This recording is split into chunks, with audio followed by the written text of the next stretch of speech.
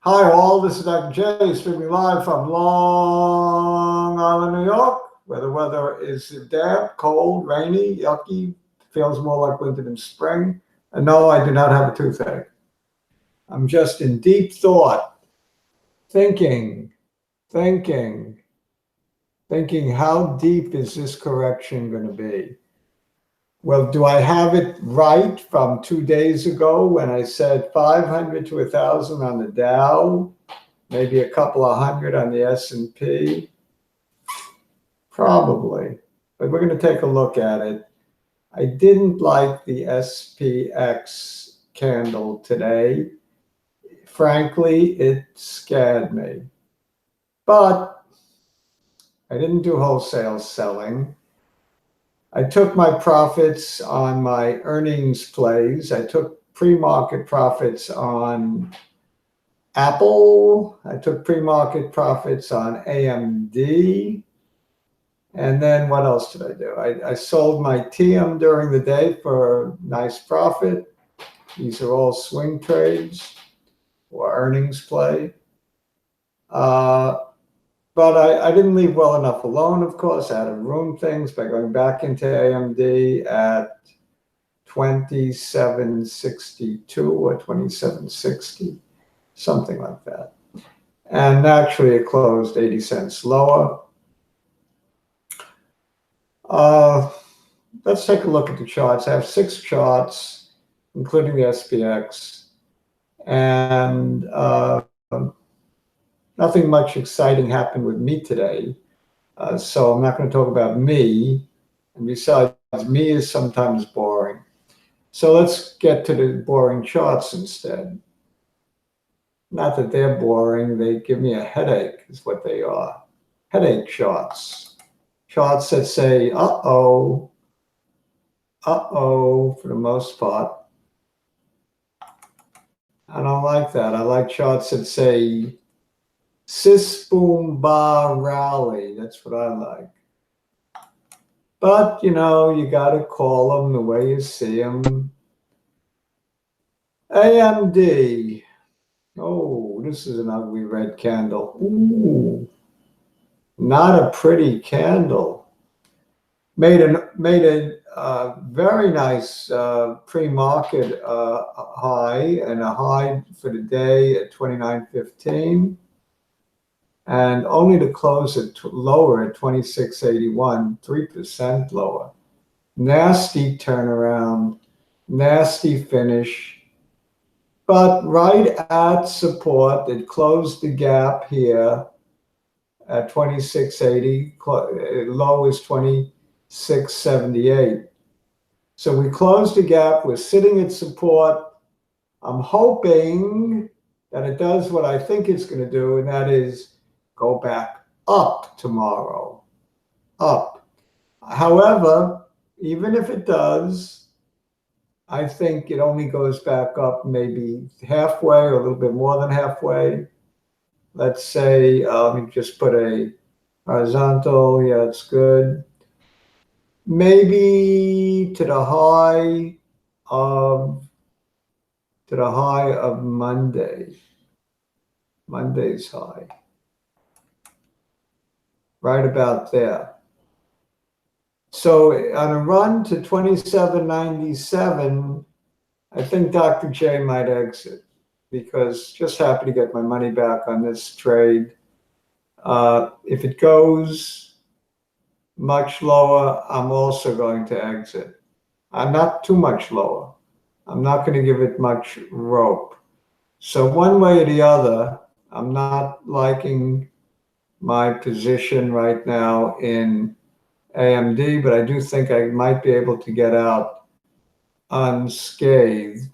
And that's my goal right now for AMD. Not liking the candle, but it could easily bounce, turn around and go down again. Very, very volatile stock, but I think it's got enough bulls behind it, enough support that we very well could see a bounce in the AM, maybe even pre-market. Teum, I was smart enough to get out somewhere around here. I don't remember exactly what I sold it at. It started to pull back off of resistance, so I sold. I said, okay, I didn't get exactly what I wanted, but I got enough. And I'm liking it enough to go back in if it hits the 50 or if it hits the low of yesterday. That would be 4.25. So I'm thinking of returning in, getting back in at the low of yesterday. Let me just check that, 426. Okay, that would be my goal, to get back in. My only hesitation is the market as a whole is kind of sucky. I'm expecting further weakness there. That might cause me to hold off on making too many bullish trades, even if they are swing trades. VCVT. This is a Musketeer special. John likes this one, I think. I'm not clear if he likes it, but he asked me to look into it, so look into it I will. And it broke out nicely after a period of consolidation. Made a new high right here on 4.8, consolidated for the rest of the month. And as it approached the apex of this triangle, it shot up on earnings. Very nice, but it did pull back, not so nice. So what's it going to do from now? I'm not clear, because we have a double top at 26.75. This is also 26.75 for the high of the day. Dr. J gets nervous with double tops. So I'm probably going to sit this one out, unless I might be tempted to go into it, actually, if it comes back down to 23.50. That would be my entry point, somewhere around there, or maybe the 50-day at about 23. Between 23 and 23.50, it makes me interested based on the chart. Okay, let's take a look at the SPX. Down 22 points, or 0.75%. And look at that big red ugly engulfing candle. Not as ugly as the AMD candle, but ugly enough, with virtually no shadows. Closed at its low. It's basically a yucky poo. And it made a new high, a new all-time high today at 29.54. Could it be that we won't see 3,000 for a long time? I hope not. I mean, it's an ominous looking candle, but I really don't think it means a total reversal. It's not that ominous. So what I think it means is a pullback to either here, here, or here. So one of my horizontal lines should hold. That's how I see it. So the smallest pullback would be to 28.73, 50 more points. More likely is to fill this gap at 28.36, like a 90-point move down, or 3%. I'm looking for 3%, and that would be my official forecast for S&P 500, 3% decline. Not much different than what I was calling for on the Dow. Not even going to bother showing the Dow. Just one index is enough to get the flavor. Cronos. By the way, if it gets back down there, I may very well add to my SPYs, SPYs. Cronos. Because I am bullish long term. It's just Short term, I got that funny feeling in my belly, in my tummy, and when I get that funny feeling, I either take Alka-Seltzer or I stay out of the market, or both. Cronos. I like the chart here. I know it came down today, but the whole market sucked. And basically, it's a nice chart. It's following its lower ascending trend line. It's got a nice channel. It's been in this channel for centuries, and traded above it for a long time as well. So is it a channel? No, it's more like a huge triangle that it broke out of to the upside. Even better. No, it's a channel. It's a channel and a triangle. I'm seeing too many lines. I should get rid of one line. Can I get rid of a line? It's making me cuckoo. Get rid of this line. You don't want to cuckoo, Dr. J. All right, so that's better, clearer. So we are in a channel. We're at the lower half of the channel. There's plenty of room to run. I like the direction, which is up. So my idea on Cronos is buy any dip. So if it dips a little lower, maybe to the lower today here even, like 1605, a point lower, I'm a buyer. And I'll just add to my collection. I don't even think I'm going to swing this one. I think I'm going to keep this one. It's growing in the number of shares that I own, and I think it was a fabulous opportunity down here at a low of 1547. Only on a complete market collapse should we see that number again. So I see an upward trend. I think it continues on Cronos. I think pot in general is hot. Just cooled off a little bit. Everything cools off a little bit. Nothing goes straight up. All right, let's take a look at VKTx.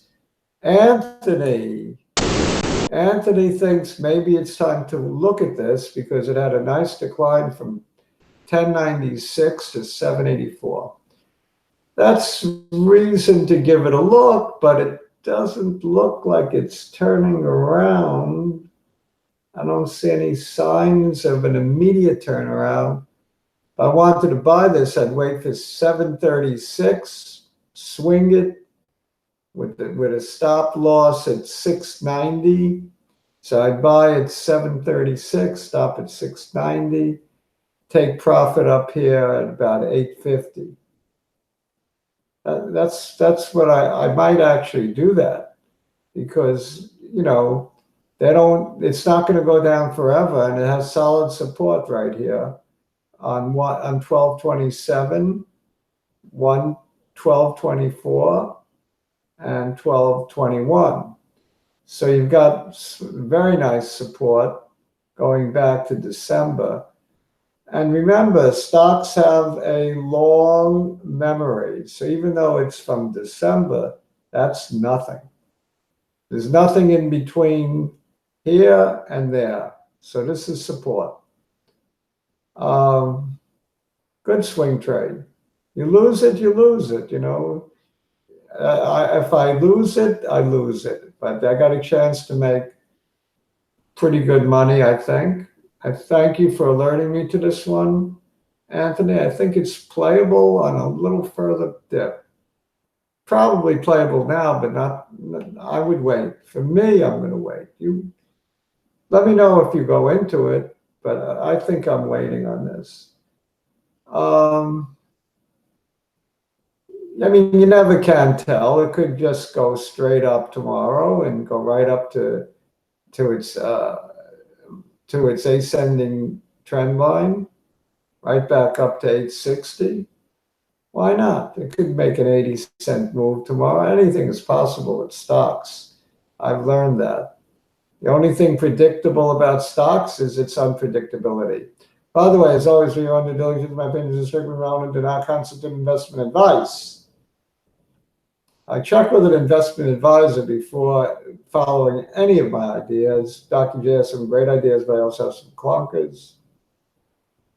The clunkers are fortunately not too many, but I do get some wingding clunkers occasionally that are not the best in the world to get.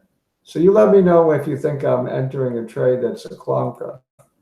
I don't mention every trade that I'm going to do because I do many of them in the middle of the day or the beginning of the day or the end of the day that I didn't think I was going to do.